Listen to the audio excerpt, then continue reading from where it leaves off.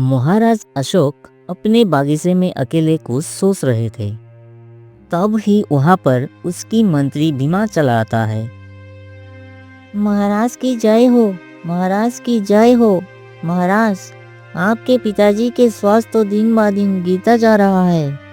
इसी बात को तो लेकर हम बहुत ज्यादा चिंता में हैं मंत्री जी। महाराज, राजगुरु ने आपको याद किया। वो आपके पिता के कक्ष में है। चलिए महाराज। महाराज अशोक अपने मंत्री की बात सुनकर अपने पिता के पास जाने लगा। क्या हुआ राजगुरु? महाराज, आपके पिता आपसे कुछ जरूरी वार्तालाप करना चाहते हैं। महाराज अशोक तुरंत अपने पिता के नजदीक पहुंच गया। महाराज अशोक के पिता उनके ओर देखकर कहा, आओ अशोक, आओ मेरे बेटे। बात दरअसल ये है कि एक रहस्य है जो केवल मैं, राजगुरु और मंत्री भीमा जानते हैं। अब समय आ गया है कि उस रहस्य के बारे में तुम्हें भी बता दिया जाए। रहस्य? कैसा रहस्य पिताजी? अशोक, हमारे महल की तय खाने में एक डब्बा रखा हुआ है। अब यूँ समझ लो कि वो एक संदूक है। मैं बरसों से उसे डब्बे की सुरक्षा करते आ रहा हूँ, पर अब समय आ गया है कि अब से उस डब्बे की सुरक्षा तुम करोगे। ये बात सुनकर महाराज अशोक चौंक गया। आखिरकार उस डब्बे में ऐसा क्या है पिताजी? राजा अशोक ने इतना कहा ही था कि तब ही उसके पिता प्रताप सिंह डरी हुई नजरों से राजगुरु और मंत्री भीमा के ओर देखने लगा। कुछ देर बाद वो डरे हुए अंदाज में राजा अशोक के ओर देखकर कहा, वो जानने के लिए तुम्हें आवश्यकता नहीं है। बस इतना जान लो कि वो डब्बा किसी भी कीमत पर तय खाने से बाहर नहीं आना चाहिए और ना ही वो डब्बा खुलना चाहिए। अगर वो डब्बा खुल गया तो वो हमारे खानदान की तबाही होगी, तबाही। और हमारी खानदान की तबाही के साथ साथ इस राज्य को भी भयंकर तबाही होगी, याद रखना। पिताजी, आपकी आंखों का डर बता रही है कि वो डिब्बे के अंदर जरूर कोई आश्चर्यजनक या श्रापित वस्तु रखी हुई है, परंतु मैं नहीं जानना चाहता कि उस डब्बे के अंदर ऐसा क्या है। परंतु हाँ, जो वो डिब्बा इतना घातक है तो फिर आपने उसे महल के तय खाने में क्यों रखवाया? आप उसे किसी जंगल में छुपा सकते थे, किसी नदी में बह सकते थे। और मुझे इतना जानने का तो अधिकार है ना पिताजी कि आखिरकार वो डिब्बा किसका है, क्योंकि डिब्बा इतना घातक हो वो हमारे खानदान का तो नहीं हो सकता। यूँ समझ लो अशोक, वो डिब्बा एक जादूगर का है। याद रखना, उस तय खाने के अंदर किसी को भी प्रवेश मत करने देना। अब तुम जा सकते हो, जाओ बेटे। अपने पिता की बात सुनकर महाराज अशोक चला जाता है।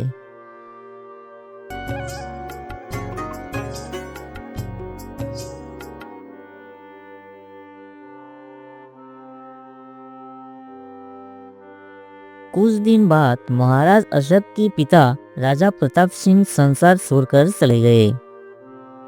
एक दिन महाराज अशोक शिकार पर जाने की तैयारी कर रहा था।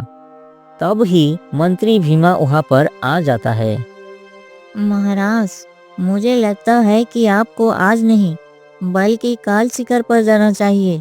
दरअसल क्या है कि बाहर का मौसम खराब है और ऐसा लग रहा है कि जैसा तूफान आने वाला है।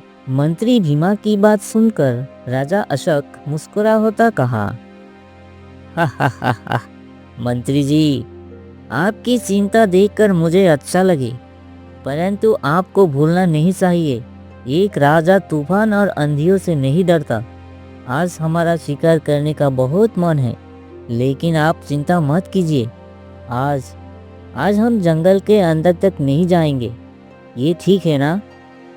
ठीक है महाराज, ठीक है।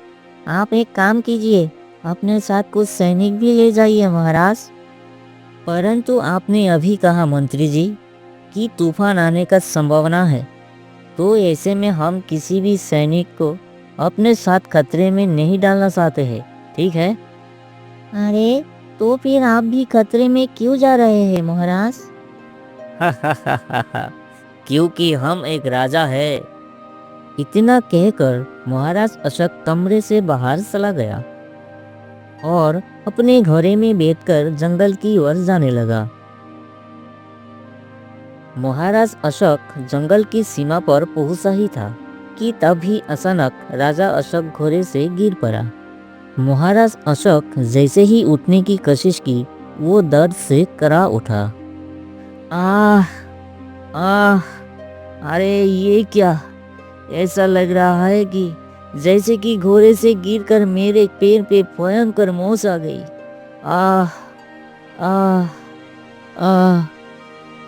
तभी महाराज अशोक की कानों में एक सुरीली आवाज टकराई। महाराज अशोक ने जैसे ही ऊपर की ओर देखा तो उसके सामने एक सुंदर स्त्री खड़ा हुई थी। उस सुंदर स्त्री की सुंदरता को देखकर महाराज अशोक मंत्रमुग्ध हो गया। अपनी ओर इस तरह से देखता हुआ देखकर उस सुंदर स्त्री महाराज को कहा, आज से पहले कोई सुंदर स्त्री नहीं देखी क्या? वैसे इसमें तुम्हारी कोई गलती नहीं है। माया को जो भी पहली बार देखता है वो देखते ही रह जाता है। वैसे तुम हो कौन? माया की ये बात सुनकर महाराज अशोक तुरंत उसकी ऊपर से अपनी नजर हटा ली। हम केशव नगर राज्य के राजा अशोक हूँ। ये बात सुनकर माया की चेहरे पर डर झलकने लगा। क्षमा कीजिए महाराज, मुझे लगा कोई बात नहीं। माया ने अपने हाथों से महाराज को उठा लिया। महाराज, यहाँ से थोड़ी दूर मेरी एक झोपड़ी है। आप मेरे साथ वहाँ चलिए। मैं आपके पैर में जड़ी बूटियों का लेप लगा दूंगी। कुछ ही देर में आपकी मोच सही हो जाएगी। और हमारा घोड़ा? घोड़े की चिंता मत कीजिए महाराज, जानवर तो तूफान और बारिश के आदी होते हैं। घोड़े को कुछ नहीं होगा। महाराज अशोक माया के साथ उसकी झोपड़ी में आ पहुंचा। महाराज ने देखा कि झोपड़ी के अंदर एक बूढ़ी स्त्री लेटी हुई थी। महाराज अशोक माया की ओर देखकर कहा, ये कौन है? ये मेरी माँ है। और तुम्हारे पिता? मेरे पिता तो बरसों पहले ही गुजर गए।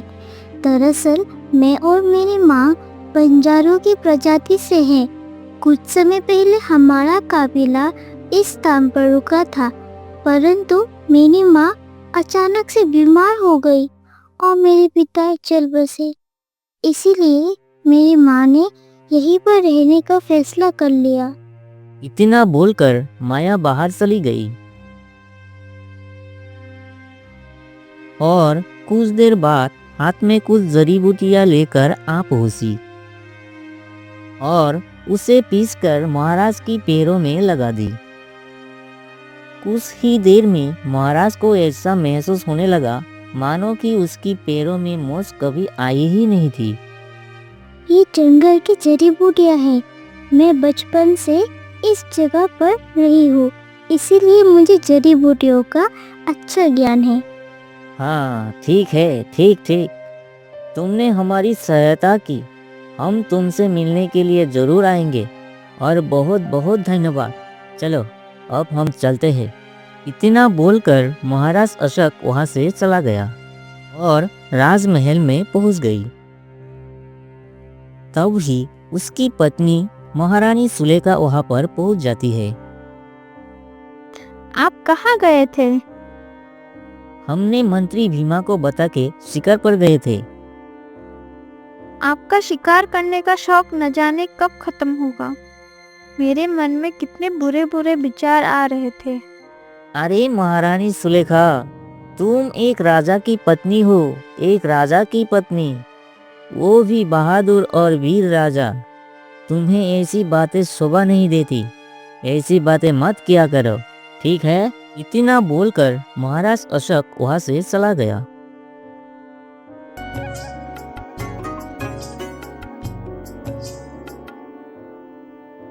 अगले दिन महाराज अशोक फिर से माया की झोपड़ी के नजदीक पहुंच गया।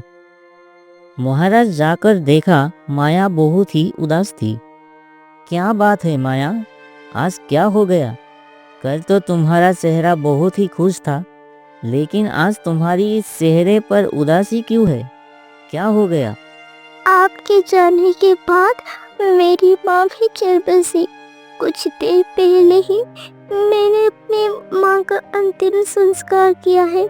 जिसकी माँ इस संसार से चली गई हो, उसके चेहरे पर उदासी ही छाई होगी ना।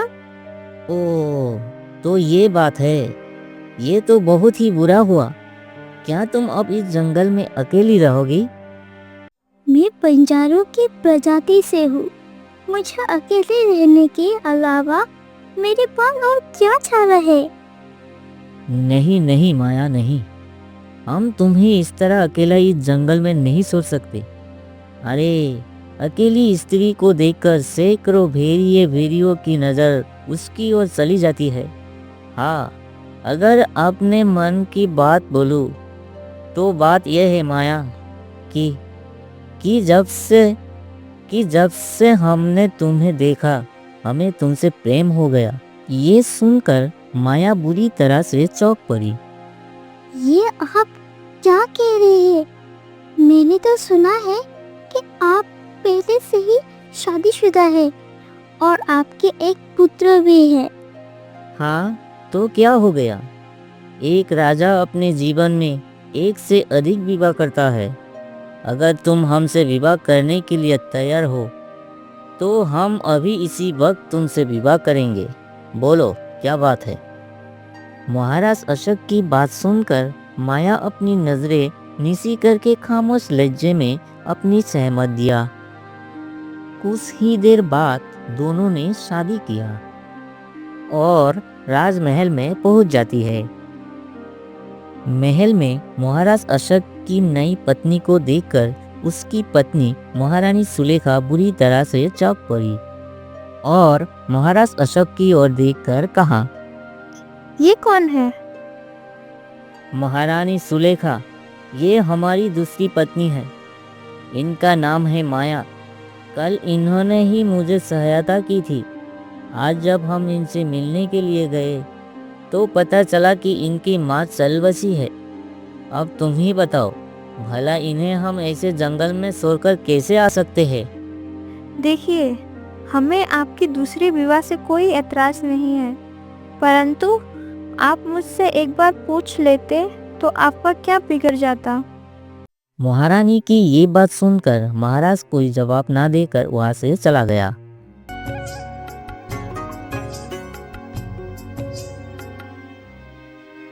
समय ऐसे ही बीतने लगा। माया ने महल में रहकर सभी लोगों का दिल जीत लिया था। वो महाराज अशोक की पहली पत्नी महारानी सुलेखा से ऐसे घुल मिल गई थी मानो कि वो दोनों बहनें हो। उन दोनों को देखकर महाराज अशोक बहुत ही खुश था, मगर माया से महाराज अशोक को कोई संतान नहीं हुई और महाराज अशोक को इसकी कोई चिंता नहीं थी, क्योंकि महाराज अशोक का पहले से ही सुलेखा से जय नाम का एक पुत्र था, जो बीते समय के साथ साथ वो 20 वर्ष का हो चुका था। राजकुमार जय इस समय सुंदर जंगल के बीच रामगढ़ की राजकुमारी मोहिनी के साथ था। जय, तुम अपने पिता से हमारे विवाह की बात कब करोगे? अरे, तुम तो जानती हो मोहिनी, मेरे पिता और तुम्हारे पिता के खानदान में बरसों से दुश्मनी चली आ रही है। मैं डरता हूँ कि मेरी पिता मेरी बात सुनकर क्रोधित ना हो जाए। ये क्या कर रहे हो? वो क्या कर रहे हो? बाप रे बाप, बहुत गुस्सा करते हैं कभी कभी। क्या हम जीवन भर ऐसे ही छुप छुप कर मिलते रहेंगे? हाँ, नहीं मोहिनी, नहीं नहीं, एक दिन ना एक दिन तो पिता को ये बात पता चल ही जाएगा। ठीक है, ठीक है। मैं आज ही अपने पिता और तुम्हारे पिता को हमारे प्रेम के बारे में बता दूंगा। चलो, अब मैं चलता हूँ। इतना बोलकर राजकुमार जय वहां से चला गया। मगर वो नहीं जानता था कि एक सैनिक जो कि महाराज अशोक का वफादार था, इस दृश्य को देख रहा था। अरे, राजकुमार ये क्या कर रही है? हमारे दुश्मन राज्य की राजा की पुत्री राजकुमारी मोहिनी से प्रेम करता है। ये तो ठीक नहीं कर रहा है राजकुमार ने। अब मैं क्या करूं? क्या ये बात महाराज को बताना चाहिए? हाँ, ये बात तो अवश्य ही बताना पड़ेगा महाराज को। नहीं तो इसकी वजह से बहुत ही अनर्थ हो सकता है।